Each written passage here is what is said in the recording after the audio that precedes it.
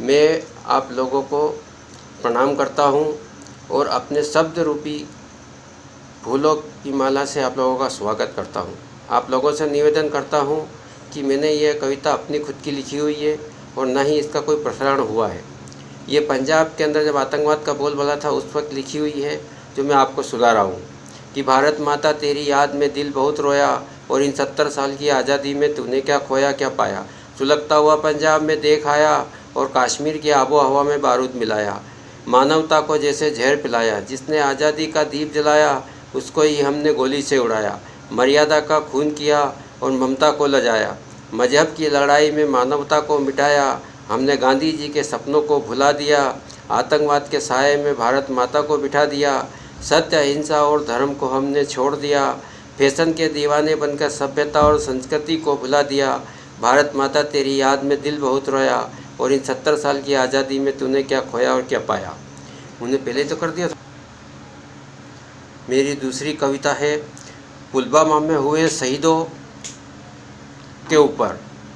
उस वक्त जब पुलवामा में शहीद हुए थे उन जवानों के ऊपर मैंने एक कविता लिखी है कि उनके मरने के बाद में उनकी आत्मा ने क्या कहा दुनिया वालों से। ये मैंने लिखा है कि हमने तो चढ़ा दिए हैं शीश भारत माँ के चरणों में। दुनिया वालों हमें बिठा लेना दिल के आईने में। कोई भी आंखें नम ना हो हमारी शहादत में। हंसते हुए होठों की मुस्कान मिले हमें शहादत में। श्रद्धा के 2 फूल चढ़ा देना भारत माँ के चरणों में।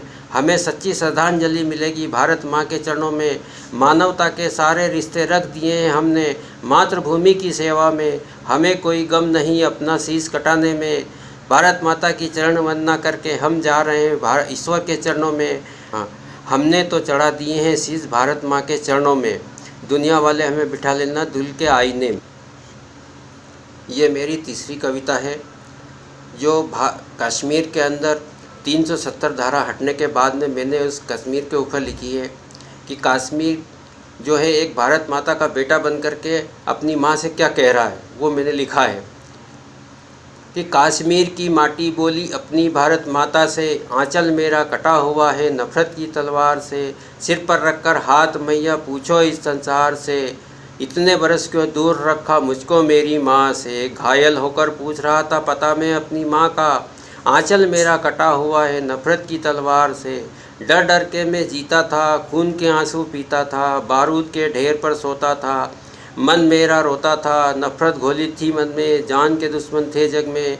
अमन चैन तो बिकता है नफ़रत के बाज़ार में। खुशियों के पल ढूंढ रहा था मैं अपने जीवन में।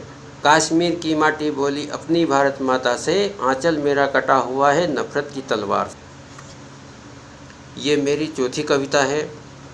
जो लोग रामराज का सपना देख रहे हैं, दुनिया को बता रहे हैं कि हम रामराज लाएंगे, उसके ऊपर ये मैंने कविता लिखी है क्योंकि ये कलयुग है और इस कलयुग के अंदर रामराज कैसे आएगा ये इंसानों को खुद को सोचना है।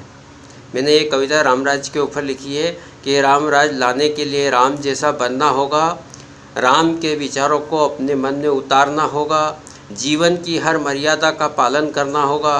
राम की रीति और नीति का सम्मान करना होगा। भाई मेरे यह कलयुग है। इस कलयुग में कलयुग की रीति और नीति दोनों स्वार्थ की आग में जलती है। कलयुग में मानवता मुंह छुपाकर रोती है। लालच की आग में ईमान को जला देती है। इंसान का मन केवल राम राज्य की बातें ही कर सकता है। अपने ही स्वार्थ को की आग में जलने वाला क्या रामराज लाएंगे। धर्म की कोख पर लात मारने वाले क्या रामराज लाएंगे। मर्यादा को मिटाने वाले क्या रामराज लाएंगे।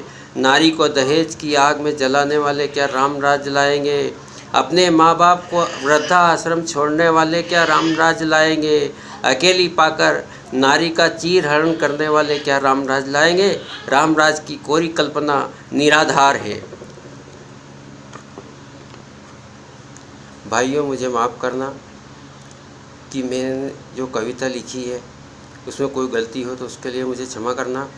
और मैं आपको 2 शब्द अपने मन की बात कहना चाहता हूँ कि दिल धड़कता है, जुबान लड़खड़ाती है और बोलने में शब्दों की भाषा बदल जाती है।